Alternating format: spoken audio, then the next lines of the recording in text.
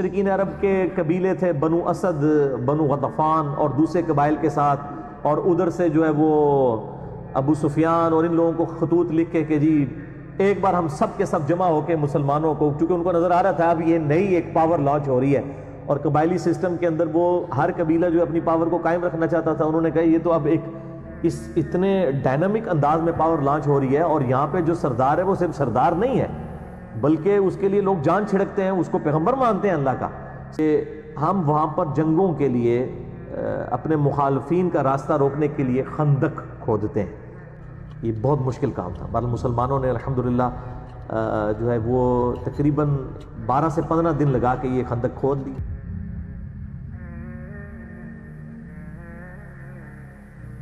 اس کے بارے میں مشہور تھا کہ یہ 100 آدمیوں سے اکیلا لڑ سکتا ہے، اتنی تیز یہ تلوار چلاتا تھا۔ گھوڑے کو جو ہے وہ ایڑی لگائی اور خندق پھلانگ کے دوسری طرف آ گیا۔ اب آ کے وہ للکار رہے کہ کوئی ہے آ کے میرا مقابلہ کرے، کسی کی جرت نہیں ہوئی کہ وہ شخص کے سامنے آئے، کیونکہ اس شخص کے سامنے آنے کا مطلب موت تھا۔ نبی صلی اللہ علیہ وسلم کے اصحاب میں سے صرف سیدنا علی تھے جنہوں نے تینوں دفعہ اٹھ کے اس کا مقابلہ کرنے کے لیے چیلنج کو قبول کیا، لیکن تینوں دفعہ نبی صلی اللہ علیہ وسلم نے ان کو ہاتھ سے پکڑ کے بٹھا دیا۔ تو بہرحال تیسری دفعہ بھی جب اس نے کہا تو نبی صلی اللہ علیہ وآلہ وسلم نے سیدنا علی کو یعنی روانہ کیا۔ فإني أدعوك إلى النزال. لما يا ابن أخي؟ فوالله ما أحب أن أقتلك، لكني والله أحب أن أقتلك. سلامتی ہے، سلامتی ان آنکھوں پہ جو ہدایت پہ نظریں جمائے بیٹھی ہیں، ان کانوں پہ جو ذکر خیر کے منتظر رہتے ہیں، اور ان قدموں پہ جو ہدایت کی راہ پہ گامزن ہیں۔ السلام علیکم ورحمۃ اللہ وبرکاتہ۔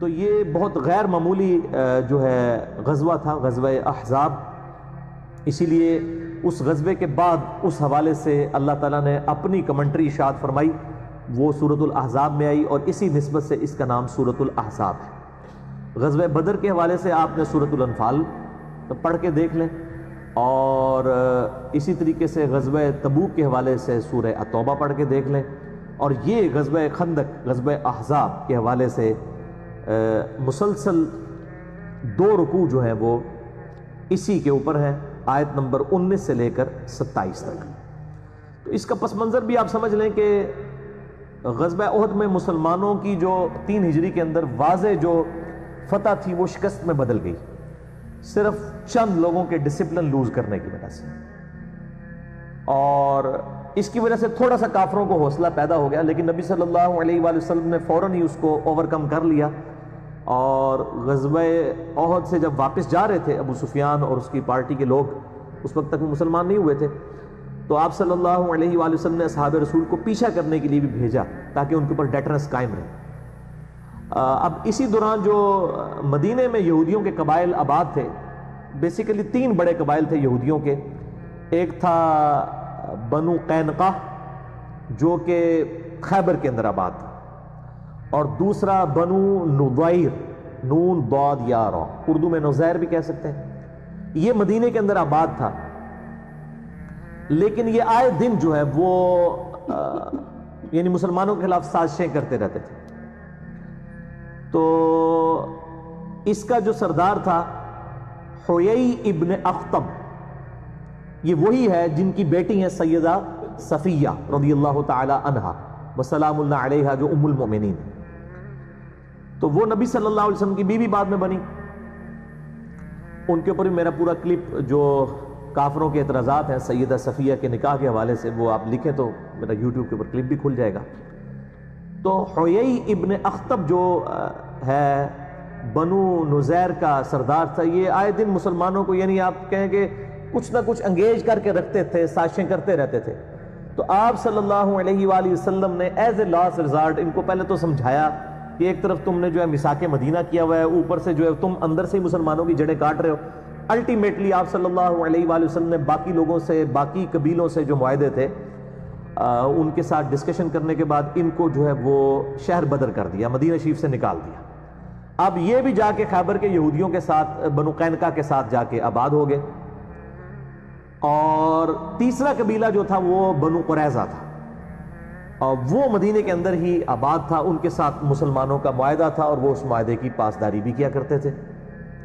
ان کو مدینے سے نہیں نکالا گیا.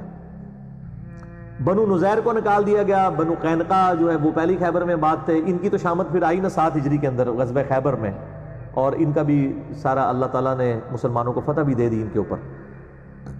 بہرحال یہ جب باہر چلے گئے، انہوں نے باہر سے سازشیں کرنا شروع کر دی. جو مشرکین عرب کے قبیلے تھے، بنو اسد، بنو غطفان اور دوسرے قبائل کے ساتھ، اور ادھر سے جو ہے وہ ابو سفیان اور ان لوگوں کو خطوط لکھ کے کہ جی ایک بار ہم سب کے سب جمع ہو کے مسلمانوں کو، کیونکہ ان کو نظر آ رہا تھا اب یہ نئی ایک پاور لانچ ہو رہی ہے، اور قبائلی سسٹم کے اندر وہ ہر قبیلہ جو اپنی پاور کو قائم رکھنا چاہتا تھا. انہوں نے کہا یہ تو اب ایک اس اتنے ڈائنامک انداز میں پاور لانچ ہو رہی ہے، اور یہاں پہ جو سردار ہے وہ صرف سردار نہیں ہے بلکہ اس کے لیے لوگ جان چھڑکتے ہیں، اس کو پیغمبر مانتے ہیں اللہ کا، سیدنا محمد رسول اللہ صلی اللہ علیہ وآلہ وسلم کو. انہوں نے کہا جی ایک آخری کوشش کرتے ہیں مسلمانوں کا جو ہے نا یہ معاملہ جو ہے ہمیشہ کے لیے ختم کر دیا جائے. تو انہوں نے بنو نضیر انہوں نے سازشیں کرنی شروع کر دی مسلمانوں کے خلاف، اور مشرکین عرب کو بھی اکٹھا کر کے، اسی لیے اسے غزوہ احزاب کہا جاتا ہے. اس میں 1 درجن سے زیادہ جو ہے عرب کے قبائل جو ہے وہ شامل ہوئے مسلمانوں کے خلاف. اب ظاہر ہے کہ نبی صلی اللہ علیہ وآلہ وسلم ایک صرف ریلیجس لیڈر نہیں تھے، آپ ایک بہت اچھے پولیٹیشین بھی تھے اور ایک بہت اچھے فوجی جرنیل بھی تھے، اور آپ صلی اللہ علیہ وآلہ وسلم سارے معاملات کو پیرلل میں لے کے چل رہے تھے. آپ کو پتہ چل گیا کہ یہ ساری سازشیں کر رہے ہیں، تو آپ صلی اللہ علیہ وآلہ وسلم نے صحابہ کرام علیہم رضوان سے اوس اور خزرج جو بین قبائل تھے مدینے کے، اوس کے سردار سیدنا سعد ابن معاذ اور خزرج کے سیدنا سعد ابن عبادہ رضی اللہ تعالی عنہما، ان سے مشورہ کیا اور باقی لوگوں سے مشورہ کیا کہ اب ہمیں کیا کرنا چاہیے. بہرحال کنسنسس کے ساتھ سیدنا سلمان فارسی رضی اللہ تعالی عنہ علیہ السلام، جو پرشین امپائر میں سے ہجرت کر کے فارس میں سے یہاں پہ آئے ہوئے تھے، انہوں نے مشورہ دیا کہ ہم وہاں پر جنگوں کے لیے اپنے مخالفین کا راستہ روکنے کے لیے خندق کھودتے ہیں. تو خندق کھود کر مدینہ کا دفاع کیا جائے، مدینے سے باہر نکل کے ان سے نہ لڑا جائے، کیونکہ یہ تعداد میں وہ 10,000 کے قریب تھے، مسلمان تو صرف 3,000 تھے. تو ان 10,000 کا مقابلہ اس طریقے سے کرنا بہت مشکل ہے. اور پھر جغرافیکلی جو ہے وہ آپ سمجھ لیں کہ ان کی لوکیشن ایسی تھی مسلمانوں کی مدینہ شریف کی کہ شمال کی طرف ہی خندق کھودنی پڑی. باقی مسلمانوں کی پشت پہ یعنی جنوب والی سائڈ کے اوپر اونچے اونچے پہاڑ تھے، اسی طریقے سے لیفٹ سائڈ کے اوپر بھی جو ہے وہ یعنی مغرب کی طرف بھی چٹیل پہاڑ تھے، وہاں سے کوئی جنگی مہم روانہ نہیں کی جا سکتی تھی. اور اسی طریقے سے جو یعنی مغرب والی سائڈ پہ، اور جو مشرق والی سائڈ ہے اس کے اوپر قبائل آباد تھے جن کے ساتھ مسلمانوں کے معاہدے تھے. انہی قبائل میں سے ایک بنو قریظہ بھی تھا. یہاں سے بھی خطرہ کوئی نہیں تھا کہ یہاں سے کوئی حملہ کرے گا، یہاں پہ ان کے بڑے بڑے قلعے تھے، الا یہ کہ کوئی قبیلہ یہاں سے بدعہدی کر دیتا، اور وہی ہوا، بنو قریظہ نے بدعہدی کر دی. یعنی مسلمان بالکل سیف تھے، صرف شمال والی سائڈ کے اوپر انہوں نے ایک خندق کھودنی تھی. اور اس حوالے سے آپ نے یہ پورا نقشہ اگر وغیرہ دیکھنا ہو تو جو مولانا مودودی رحمہ اللہ تعالیٰ نے تفہیم القرآن لکھی ہے وہ کمال ہے. انہوں نے ساتھ ساتھ ساری چیزیں یہ اس کانٹیکسٹ میں بیان کی ہیں. اور اگر آپ نے پریکٹیکلی چیز دیکھنی ہے تو عمر سیریز دیکھیں. میں بار بار کہتا ہوں قطر والوں نے اتنا بڑا کام کر دیا ہے کہ پوری اسلامک ریولوشن نبی صلی اللہ علیہ وآلہ وسلم کے اعلان نبوت سے 6 سال قبل سے سٹارٹ کر کے سیدنا عمر رضی اللہ تعالیٰ عنہ علیہ السلام کو سینٹرڈ کرتے ہوئے رومن اور پرشین امپائر کے گرنے تک ٹل سیدنا عمر کی شہادت تک، یہ پوری ویڈیو ریکارڈنگ 30 ایک ساتھ میں عمر سیریز انگلش سب ٹائٹل کے ساتھ آ چکی ہے. بلکہ ایک ادھ کلپ ہم نے جو ہے وہ اردو میں بھی اس کو سب ٹائٹل کے ساتھ چڑھایا تھا. یوٹیوب والے تو اس کو بین کر دیتے ہیں کاپی رائٹس کی وجہ سے. باقی فیس بک پہ الحمدللہ ملینز آف پیپل تک وہ ہمارا کلپ پہنچا ہے. اور وہ ایک واقعہ سیدنا عمر کی زندگی کا ہم نے اس میں جو ہے وہ اسی میں سے فلم میں سے نکالا تھا. بہت کمال کام کیا. اور اس فلم کے جو کنسلٹنٹ کوئی عام نتھو خیرے لوگ نہیں ہیں، بلکہ انٹرنیشنل لیول پہ جو مسلمانوں کے علماء ہیں، یوسف القرضاوی صاحب مفتی اعظم قطر، 90 سال کے قریب ان کی عمر ہے. مولانا مودودی رحمہ اللہ تعالیٰ کا جنازہ بھی انہوں نے پڑھایا تھا. اور ان کے شاگرد ہیں ڈاکٹر علی سلابی، جنہوں نے سیدنا ابوبکر، عمر، عثمان و علی رضی اللہ عنہم اجمعین پہ اتنی موٹی جو ہے عربی میں کتابیں ان کی بایوگرافی پہ لکھی ہیں. اور آج دارالاسلام پبلیکیشن انہی کتابوں کو اردو میں ٹرانسلیٹ کر کے وہ مارکیٹ میں لے کے آئے. ڈاکٹر علی سلابی، ان کی عمر تقریباً 55 سال کے قریب ہے. یہ یوسف القرضاوی کے شاگرد ہیں.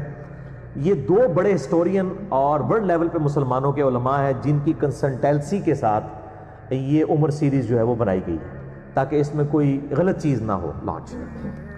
بہرحال اس میں یہ پوری ریولوشن آپ کو نظر آئے گی، اور یہ غزوہ خندق والا معاملہ بھی انہوں نے پورے کا پورا اس میں یعنی فلمایا ہے۔ تو سیدنا سلمان فارسی رضی اللہ تعالیٰ عنہ علیہ السلام کے مشورے کے ساتھ خندق کھودی گئی، کافی چوڑی خندق تھی، ایون یعنی گھوڑے کو بھی اگر کوئی ضرب لگا کے بھگا کے بھی اس کو پار کرنا چاہتا تو پار نہیں کر سکتا تھا۔ اور آج بھی مدینہ شریف میں اس خندق کے کچھ آثار موجود ہیں، جو لوگ یعنی مدینہ شریف کی ہسٹوریکل جگہوں کا وزٹ کرنا چاہتے ہیں وہ مسجد نبوی کے باہر ٹیکسی ڈرائیورز کھڑے ہوتے ہیں، وہ آپ کو ان جگہوں کے اوپر لے جاتے ہیں۔ ابھی بھی اس خندق کے کچھ آثار باقی ہیں۔ اتنے چٹیل پہاڑوں میں اس زمانے کے اندر خندق کا کھودنا یہ بہت مشکل کام تھا۔ بہرحال مسلمانوں نے الحمدللہ جو ہے وہ تقریباً 12 سے 15 دن لگا کے یہ خندق کھود لی، اور یہ سائڈ بھی، اور عرب کے لوگوں کو پتہ ہی نہیں تھا کہ یعنی مسلمانوں نے مدینہ شریف کا دفاع کس طریقے سے کیا۔ ان کے تو ذہنوں وہموں گمان میں بھی یہ طریقہ موجود نہیں تھا، وہ تو جب آئے تو ایک دم وہ ششدر رہ گئے کہ اب ان کے ساتھ کیا کریں، اور ان کو مجبوراً باہر ہی پڑاؤ ڈالنا پڑا۔ اور اب ظاہر ہے کہ اس طرف تو آ نہیں سکتے تھے، وہ اتنی بڑی خندق کو پھلانگے ہی نہیں جا سکتا تھا، خندق کے اندر ہی گریں گے، گر گئے تو اوپر سے ان کو تو صرف پتھر مار کے مارا جا سکتا تھا۔ تو تقریباً 25 دن تک انہوں نے پڑاؤ کیا، اور سخت سردیاں تھیں، اور پھر آپ کو پتہ ہے سردیاں ہوں ریگستانی علاقے کی تو رات کے وقت تو لگ پتہ جاتا ہے جنہوں کے اندر۔ تو بہرحال اللہ تعالیٰ نے غیبی مدد فرمائی، پھر ٹھنڈی ہوائیں چلیں، ان کے خیمے تک اکھڑ گئے سردی کی وجہ سے، وہ 25 دن کے پڑاؤ کے بعد جو ہے وہ وہاں سے چلے گئے، اور اللہ تعالیٰ نے بغیر جنگ کے مسلمانوں کو فتح عطا فرمائی۔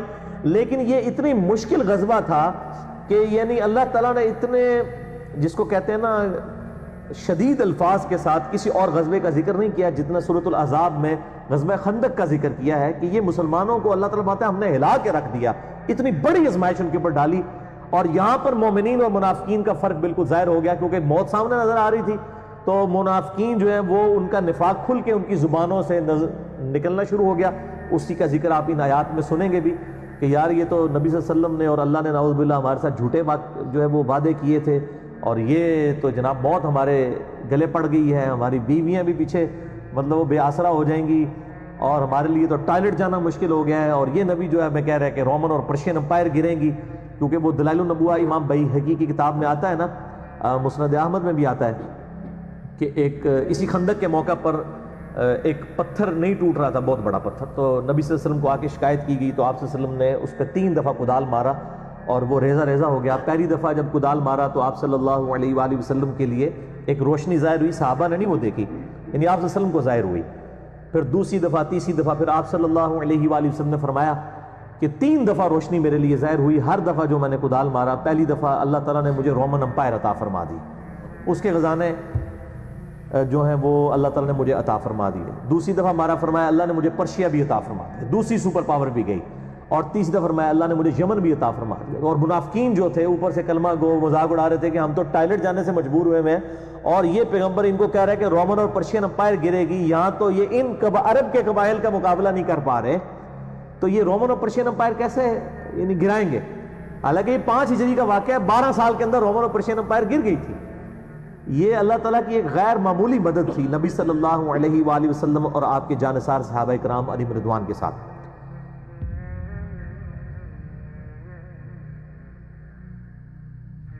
تو بہرحال اس خندق کو وہ کراس نہیں کر سکتا۔ بہرحال ایک شخص تھا عمر ابن عبد ود، یہ عرب کا ایک مشہور جو سمجھ لیں کہ آپ جنگجو انسان تھا، اس کے بارے میں مشہور تھا کہ یہ 100 آدمیوں سے اکیلا لڑ سکتا ہے، اتنی تیز یہ تلوار چلاتا تھا، اور یہ کسی میدان جنگ میں کبھی اس کو مات نہیں ہوئی تھی، جب بھی کسی سے لڑا اس نے اس کو قتل کیا، اور یہ یعنی 90 سال اس وقت اس کی عمر ہو چکی بھی تھی۔ یہ بھی مشرکین عرب کی طرف سے مسلمانوں کے لیے کے خلاف لڑنے کے لیے آیا۔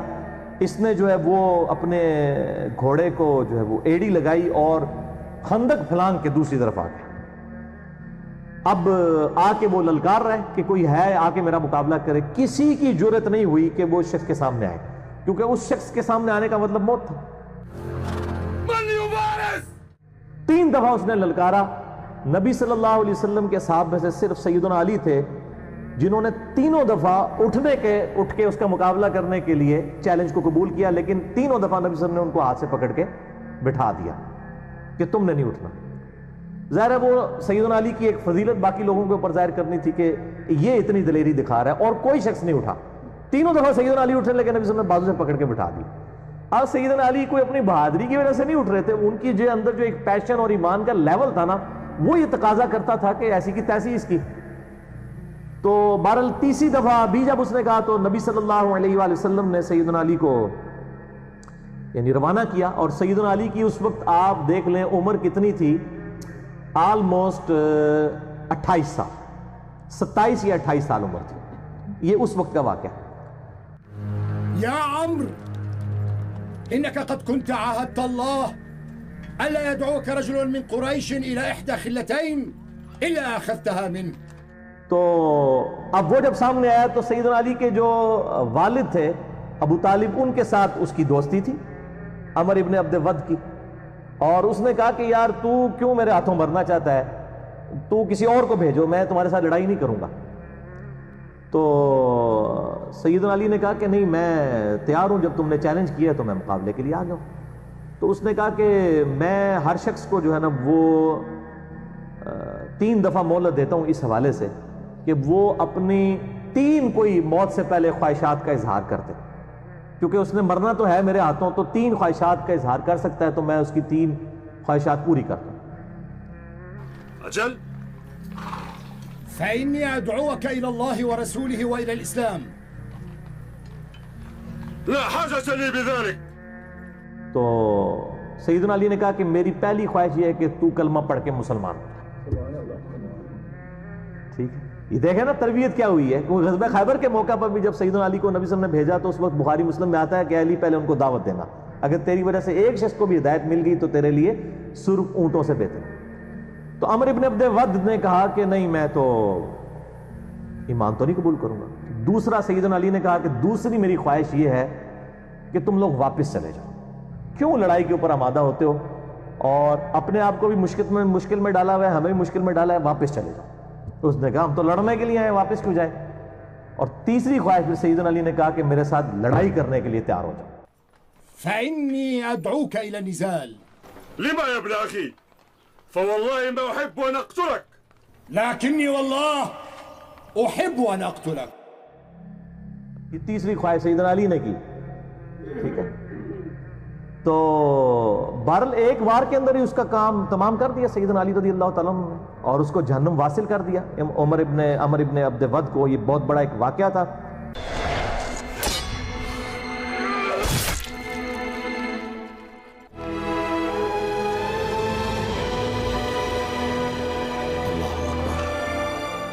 اور اس کی اتنی ڈیٹرس پڑی مشرکین عرب کے اوپر کہ ان کے پاؤں پھر لڑکھڑا گئے، پھر کسی نے جرت نہیں کی دوبارہ خندق کو کراس کرنے کی، کیونکہ ظاہر ہے جب ان کا سب سے بڑا جرنیل جس کے اوپر ان کو مان تھا تو وہ ایک 27 سال کے لڑکے کے ہاتھوں مارا جاتا ہے، ظاہر ایک ینگ ایج کا بندہ، تو وہ پھر اللہ تعالیٰ کی طرف سے غیبی مدد بھی آ گئی، یعنی موسم کی سردی، پھر خیموں کی وجہ سے اکھڑنا، خیموں کا اکھڑنا، ہواؤں کے چلنے کی وجہ سے یہ سارے کے سارے معاملات ہوئے۔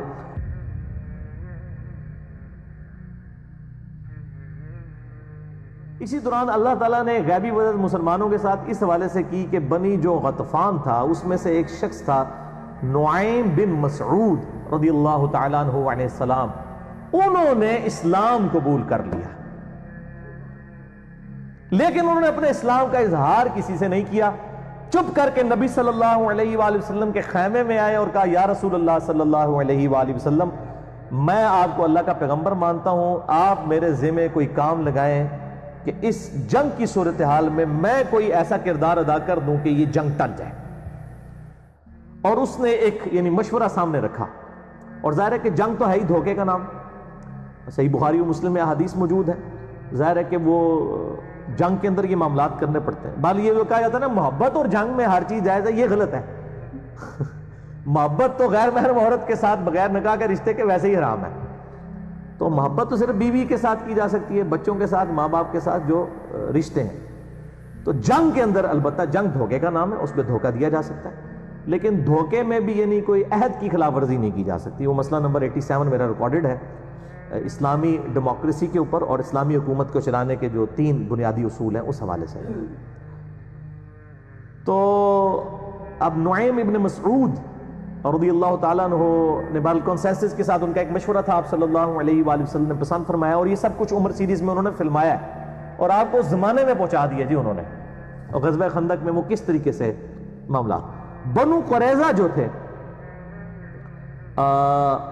ان کو جو ہے وہ مشرکین عرب نے اور یہودیوں نے مل کے کہا کہ بھئی ہم نے جنگ تو جیتی جانی ہے، تو تم لوگ جو ہے نا ہمارا ساتھ دو اور نبی صلی اللہ علیہ وسلم کے ساتھ بد عہدی کرو، اس طرح سے ہمیں انٹر ہونے دو تاکہ جو ہے وہ ہم ان کو ختم کریں، اس کے بعد مدینے کے حاکم تم بن جاؤ گے. انہوں نے جو ہے وہ بد عہدی کر دی مسلمانوں کے ساتھ، اور ظاہر ہے یہ سیدھی سیدھی مسلمانوں کی موت تھی ان کا بد عہدی کرنا، کیونکہ پھر تو وہاں سے کافر جب انٹر ہو جاتے تو مسلمان اس کے لیے تیار ہی نہیں تھے.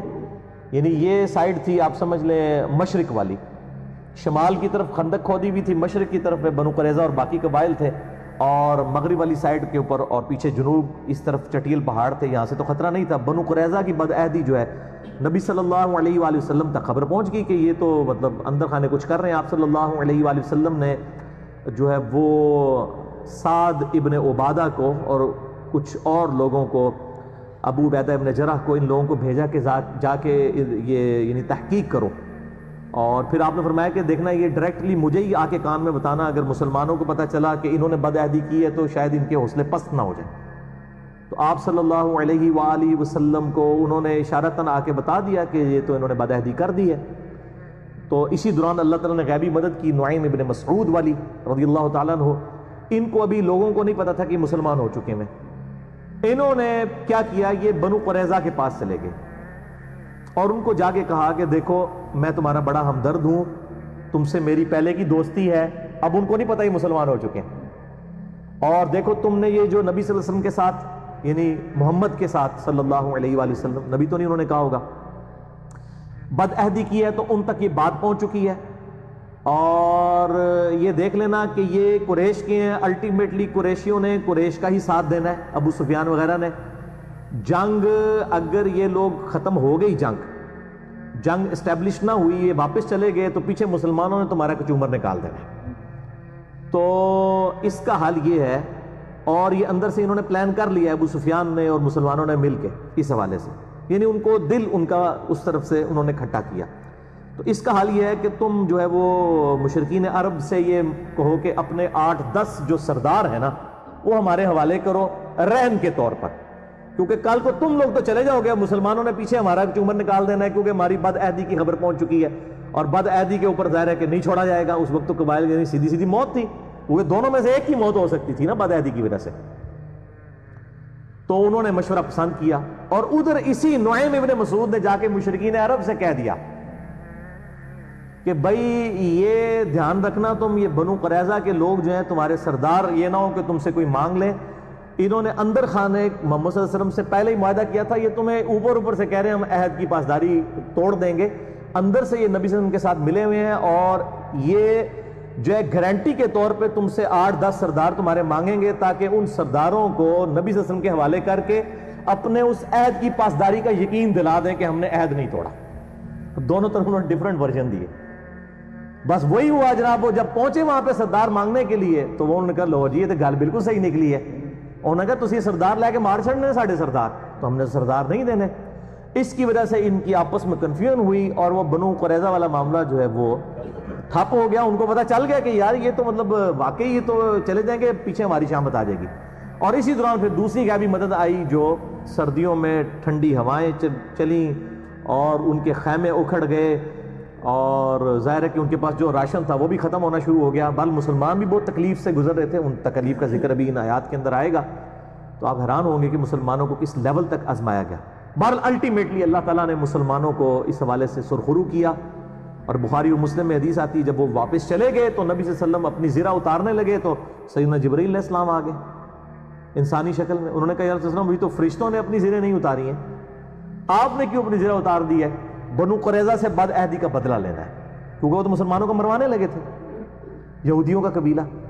تو آپ صلی اللہ علیہ وآلہ وسلم نے فرمایا، بخاری اور مسلم دونوں میں موجود ہے، آپ نے فرمایا کہ اب تم لوگ، آپ نے سیدنا علی کو اور کچھ اور اصحاب کو لشکر دے کر روانہ کیا اور حکم فرمایا کہ عصر کی نماز نہیں پڑھنی مگر بنو قریظہ میں جا کر.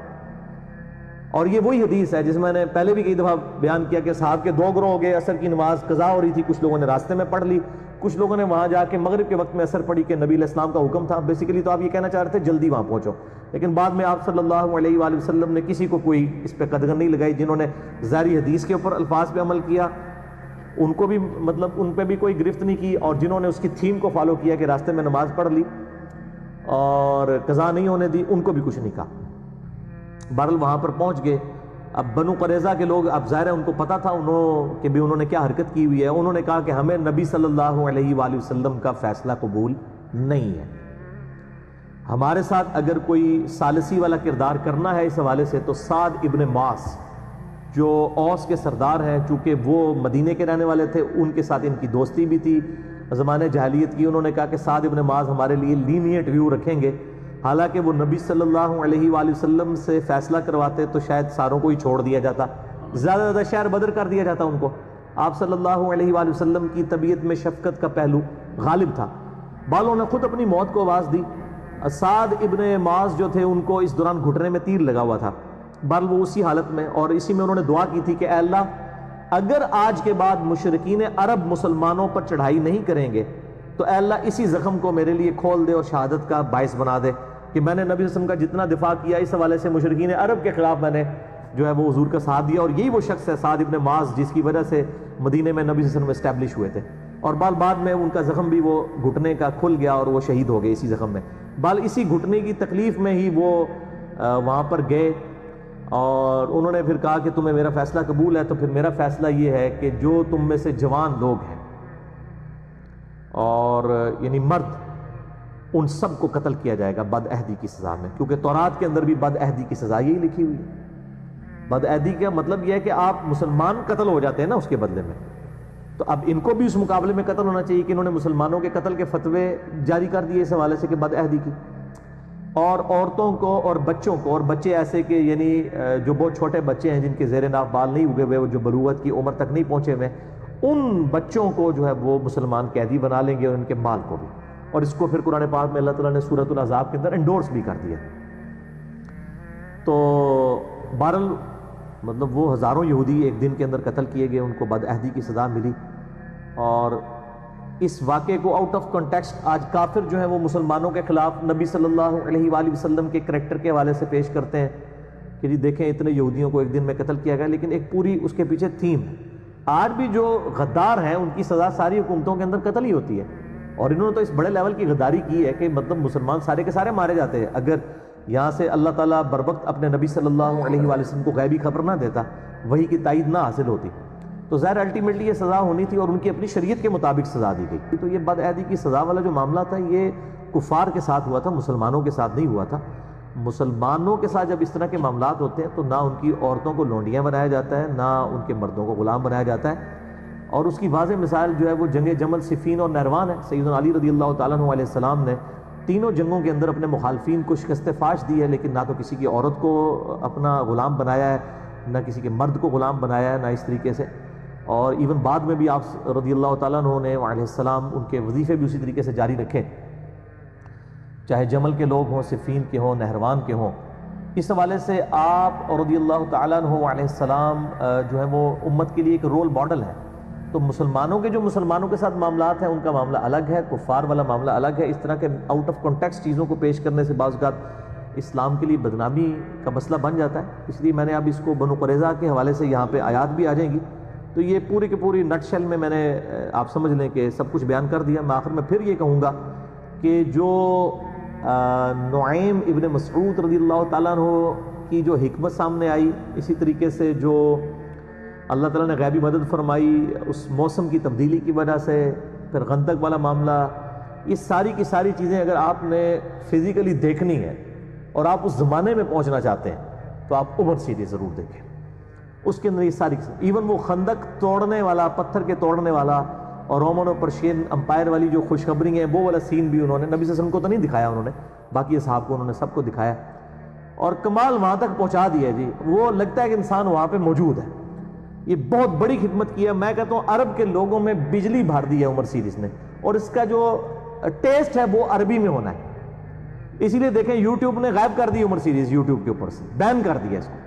بہرحال الحمدللہ وہ مطلب مختلف ویب سائٹس کے اوپر موجود ہے, آپ ڈاؤن لوڈ کر سکتے ہیں انگلش سب ٹائٹل کے ساتھ. ہے تو عربی کے اندر ہے لیکن انگلش سب ٹائٹل کے ساتھ اویلیبل ہے. اب اردو کی ڈبنگ والا معاملہ آپ کو پتہ ہے, انڈیا پاکستان بنگلہ دیش کے علماء جو ہیں ان کی خاص ایک چیزوں کو, یعنی یہ تو پہلی دفعہ آپ کو پتہ سپیکر آیا تو شیطانی آواز کی اونچ سپیکر تو تھلے ہی نہیں لیندے.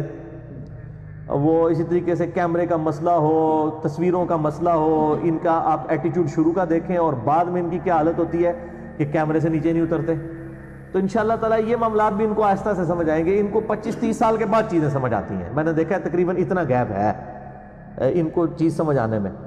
تو بہرحال اس وقت جو لوگ یعنی کئی مطلب لاکھوں کیا کروڑوں مسلمان ہیں جو رات کو اس وقت تک نہیں سوتے جب تک کہ ہالی ووڈ کی کوئی فل فلم نہ دیکھ لیں, تو ہم ان کو ضرور مشورہ دیں گے کہ آپ عمر سیریز تو دیکھیں.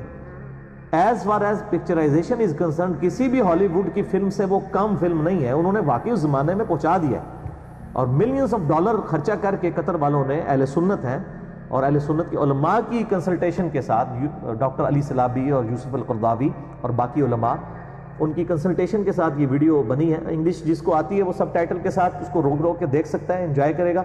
آپ عربی بھی آپ کی بڑی امپروو ہوگی, اور عربی بھی انہوں نے وہ قرآنک عربی جو ہے وہ بادیہ نشین عربک والوں کی عربی استعمال کی ہے, وہ آپ کو ٹیسٹ فیل ہوتا ہے, آپ کو لگتا ہے آپ قرآنک عربی سن رہے ہیں. پھر جو ایک عربیوں کا سٹائل ہے, عربی یا پٹھان, ان دونوں میں ایک چیز کامن ہے, یہ آپس میں نارمل گفتگو بھی کر رہے ہو نا تو تیسرے بندوں کو آپس میں لڑتے ہوئے دکھائی دیتے ہیں. یہ ان کا نیچرل سٹائل ہے گفتگو کرنے کا. ابھی آپ عربی دیکھیں نا, بڑا تیز تیز اونچی آواز میں بولنا, حالانکہ وہ نارمل گفتگو کر رہے ہوتے ہیں. اس طرح ہمارے جو KPK کے جو لوگ ہیں ان کو بھی آپ دیکھیں گے تو وہ انہوں نے وہی کلچر اڈاپٹ کیا ہے. یہ طارق جمیل والا سٹائل نہیں تھا صحابہ کرام علیہم رضوان کا گفتگو کرنے کا آپس میں, عرب سٹائل وہی تھا. اب دیکھیں سیدنا عمر کا بھی, اور وہ تو سارے مطلب ڈائلاگ جو انہوں نے لکھے ہیں وہ تو حدیث کی کتابوں میں موجود ہے. وہی حق ہے.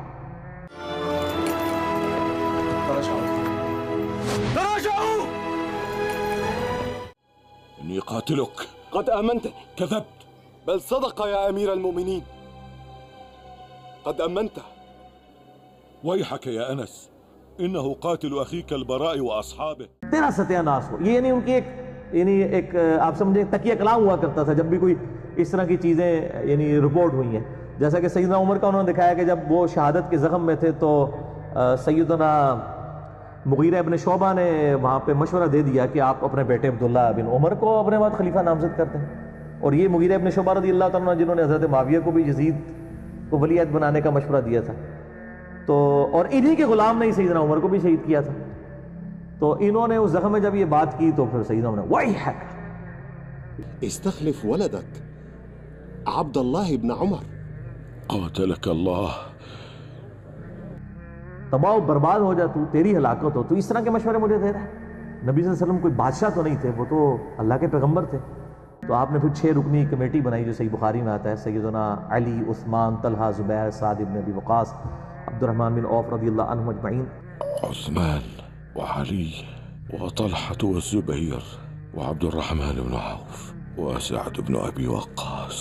اور 7واں بندہ عبداللہ بن عمر کو مشورتاً شریک کیا اور کہا کہ اس کو کسی نے خلیفہ نہیں چننا, ان 6 میں سے کسی کو چننا. بہرحال یہ ایک پوری ڈیٹیل, یہ ساری چیزیں جو ہیں وہ عمر سیریز کے اندر انہوں نے فلمائی ہوئی ہیں. جسے شوق ہے تو ضرور دیکھیں.